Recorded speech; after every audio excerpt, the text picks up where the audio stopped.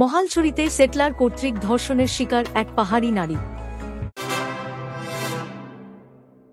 খাগড়াছড়ির মহালছড়ি উপজেলার মাইশছড়ি ইউনিয়নের জামতলা গ্রামে সেটলার কর্তৃক ২২ বছর বয়সী এক পাহাড়ি নারী ধর্ষণের শিকার হয়েছেন বলে খবর পাওয়া গেছে।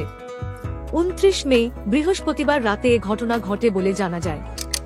ধর্ষণকারীর নাম মোহাম্মদ আনিসুর রহমান ওরফে বদি। সে কালাপাহাড় এলাকার চান মিয়ার ছেলে।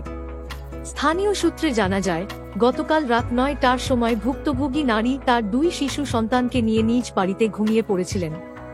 এ সময় সেটলার মোহাম্মদ আনিসুর রহমান সেখানে উপস্থিত হয়ে স্বামী বাড়িতে না থাকার সুযোগে বাড়ির ভিতর প্রবেশ করে ওই নারীকে যৌন আক্রমণ করেন।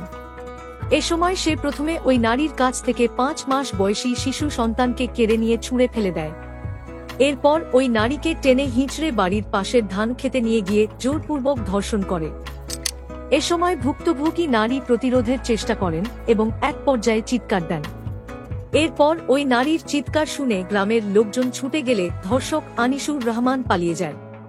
পরে খবর পেয়ে পুলিশ ও সেনাবাহিনীর সদস্যরা ঘটনাস্থলে যায় এবং স্থানীয়দের সহযোগিতায় ঘটনায় জড়িত আনিসুরকে আটক করে মহালছড়ি থানায় নিয়ে যায় বলে জানা গেছে। ভুক্তভোগী নারী ও তার শিশু সন্তানকে আহত অবস্থায় খাগড়াছড়ি সদর হাসপাতালে ভর্তি করা হয়েছে। ঘটনাটিকে প্রথমে ধর্ষণের চেষ্টা হিসেবে বলা হলেও পরে মেডিকেল পরীক্ষায় ওই নারীকে ধর্ষণের আলামত পাওয়া গেছে বলে হাসপাতাল সূত্রে জানা যায়। তবে সেনাবাহিনীর পক্ষ থেকে তা প্রকাশ না করতে বলা হয়েছে বলে একটি সূত্র জানিয়েছে।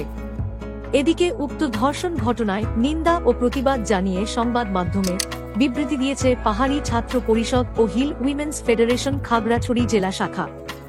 বিবৃতিতে অবিলম্বে ধর্ষণকারী মোহাম্মদ আনিসুর রহমানের সর্বোচ্চ শাস্তি, পাহাড়ি নারী ধর্ষণের ঘটনায় মেডিকেল রিপোর্টের ওপর জারিকৃত গোপন নিষেধাজ্ঞা তুলে নেয়া এবং নারীর নিরাপত্তা নিশ্চিত করার দাবি জানানো হয়েছে।